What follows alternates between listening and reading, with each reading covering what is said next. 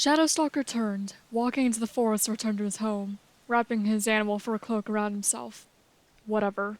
He didn't want anything more to do with the pack at the moment anyway. He had better things to occupy his time with. The leaves littering the forest floor crunched beneath his boots. It didn't really matter if he was quiet. It wasn't like he was hunting or fighting at present. Besides, there was some catharsis to hearing the leaves crunch and crumble when he was as annoyed as he was. Wasn't as if he could just sock the Stormy Skies alpha square in the face right now. Not without repercussion, at least, and he really didn't need more repercussions right now. Shadowstalker, wait! He ignored the voice and kept walking. It was Lightchaser's. Not like he had to talk with her. Wasn't as if she was likely to have anything pleasant to say to him. Nobody ever did. Please, I want to talk to you. Still, he kept walking, hoping that his silence would deter her. Hoping she'd just give up and walk away. Let him be. He didn't want any conversation right now. He just wanted to go home and be left alone. The crunching of leaves behind him grew louder and faster, and a hand was gently placed on his shoulder. He grumbled and turned his head, staring up with her piercing eyes. Can't you see I don't want to talk? What do you want?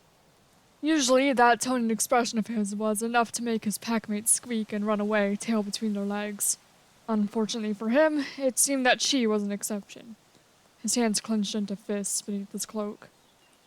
Like I said, I want to talk to you. I know you don't really like talking to people, but... But to what? His voice came out as a sort of growl. Don't you have hunting to do, or would you rather shirk your duties? Bold move if so.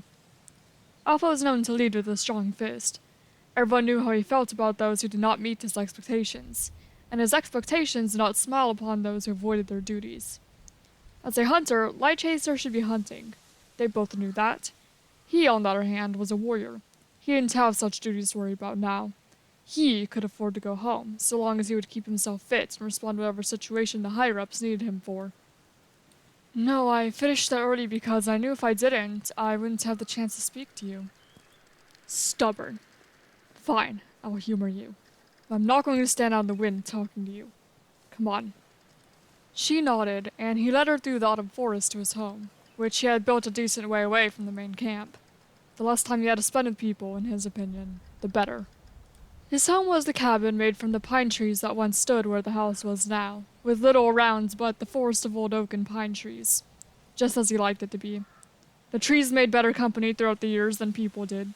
The trees did not scorn him. As for Lightchaser, he would not hesitate to kick her out if she proved to have nothing good to say. He unlocked and opened the door to his modest home, allowing Lightchaser to walk in first.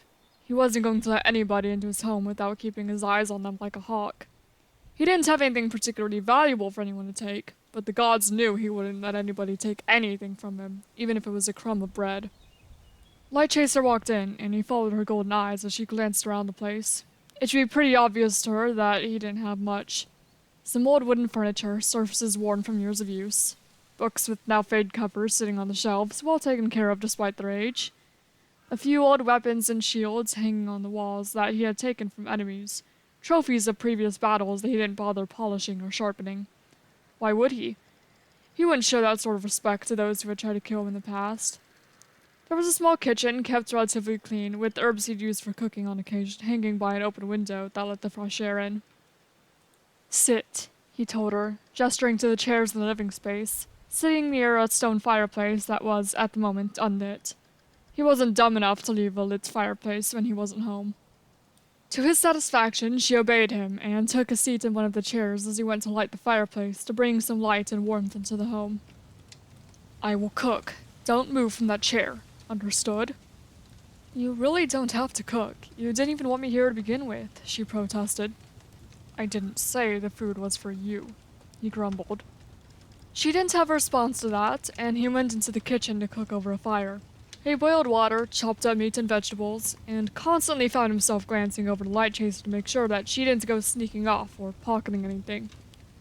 Whenever he was satisfied she was still sitting there in that chair, he would return his attention to the stew he was making.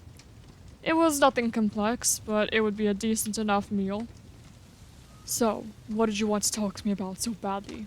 He muttered from the kitchen while waiting for the stew to cook, turning partially to look to her.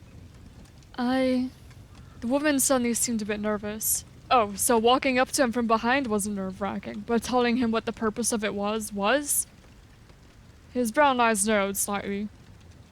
I know everyone is kind of scared of you, but I'm not. Your nervousness tells me otherwise. No, that's not it. Not at all. I respect you. He now turned all the way to face her, eyebrows raised. That would be a first.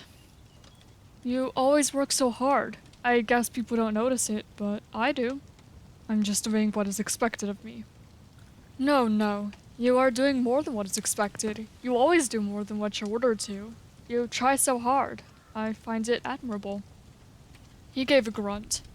Admirable or not, it's what I must do. Don't think I'm trying to find honor from it. Despite his words, he looked to her for a little longer than he had before. Soft brown hair fell over her shoulders in a messy braid. Her golden eyes were fixated on him, but not with the hostility he was used to. He felt his own expression softening, even if just for a moment, before he brought his guard back up. Regardless, you are always working, and I mean no offense, but you never really speak to anyone. You don't seem to have friends or anyone who truly appreciates what you do. So I wanted to express my own respect and admiration for you. I know Alpha is hard on you, and you certainly don't get it from him. I find no offense in the statement I do not have friends. It is the truth, and it does not matter to me. I prefer being alone. He turned back around to the stew, and once ensuring that it was done, he took out a couple of bowls from a cabinet and filled them each with stew. He walked to the living area with the bowls, giving one of them to Lightchaser. I thought you said... I just said that and your protest. She took the bowl. Are you sure? You're hungry. He had heard her stomach growling on the way there. He simply hadn't commented on it. She didn't deny his statement, and she began to eat the stew. He watched her for a moment before eating his own. It was a simple but hearty meal, not much to scoff at, but it was something. Enough to fill his stomach anyway, and that was the purpose of food, wasn't it? Thank you. I heard your stomach rumbling earlier. That's all. You have a heart in there. You just don't show it. You didn't have to give me anything. Be grateful that I did, he muttered.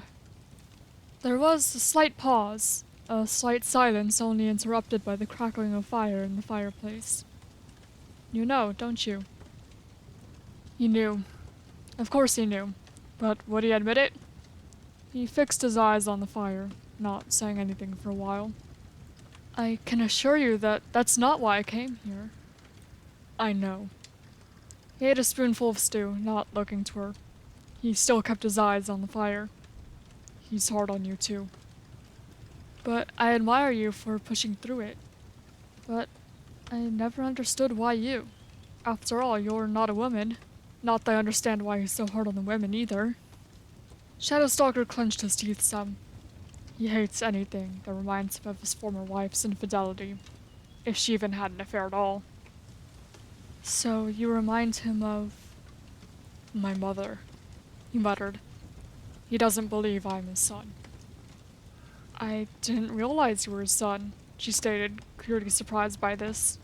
Only the older members of the pack would know of the situation, and I'm certain that they would rather keep any of their thoughts on the matter to themselves. Wouldn't want to needlessly invoke Alpha's anger. Have you ever thought about leaving the pack? About running away? You're already a lone wolf as it is. Of course I have. Then, why haven't you? I'd rather prove myself, rise above whatever that man says or thinks of me, whatever the pack thinks of me. So that's why you've been trying so hard. He nodded, finishing the stew and abruptly getting up to take care of his dishes without saying another word. Why had he told Lightchaser so much? He didn't know. He didn't understand it. There was simply something about her. It was like she was a cannonball being fired straight at his carefully built walls. The walls he kept trying to rebuild, but that she managed to tear down again and again. You should leave, he told her, his voice a little harsh. Why did he tell her to leave? A part of him didn't want her to. A part of him appreciated the company she provided. The understanding, the respect. It was all something he was not accustomed to. Was he just trying to push her away because it was unfamiliar? Because he didn't understand it? His shoulders tensed. I'm sorry, I should not have pried. I said that you should, not that you had to. It's quite the walk back to camp, and you don't want to walk through the forest alone at night. He took her empty bowl and washed as well, not looking to her. I don't have to? Is that meant to be an offer for me to stay here for the night? She asked, a joking tone in her voice. Shadowstalker nearly dropped the bowl he was still holding. The cabin was only built for him. It wasn't intended for anyone else, so it wasn't as if there was an extra bedroom she could stay in. If she wanted anywhere comfortable to sleep, it would likely have to be with him, and she probably knew that from the size of the cabin alone. For what felt like a solid minute, he had nothing to say in response. But he eventually responded with a curt, absolutely not. It didn't sound like you were entirely against that, she teased.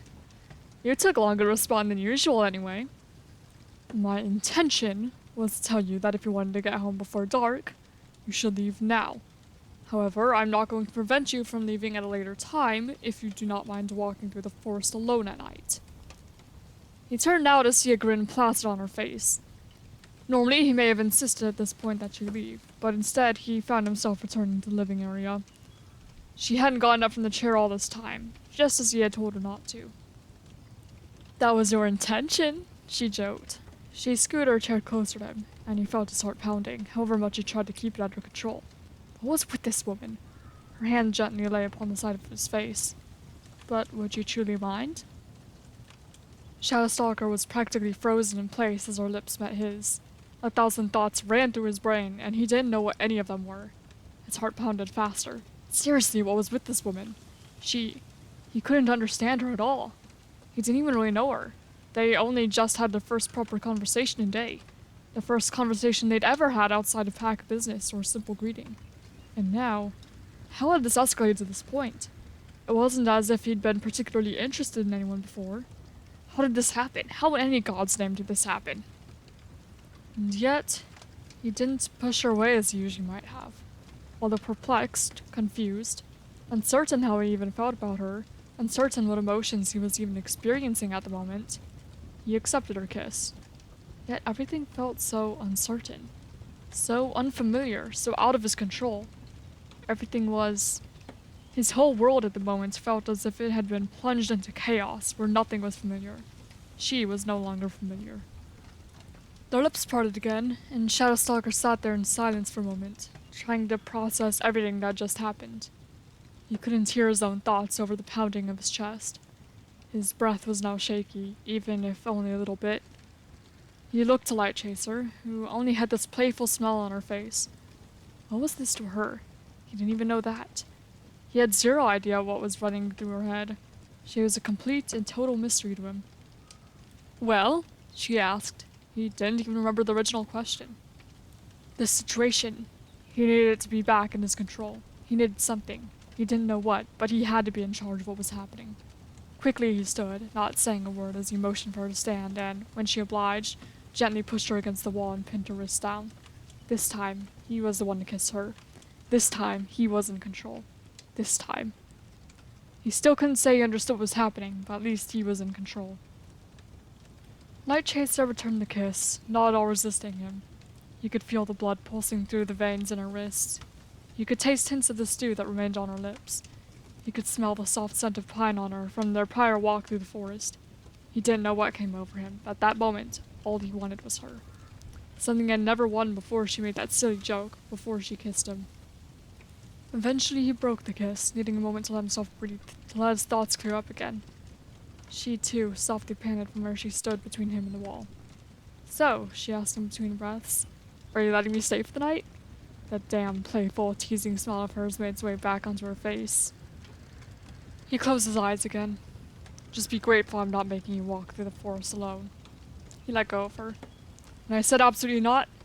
That was the answer I was going to stick by.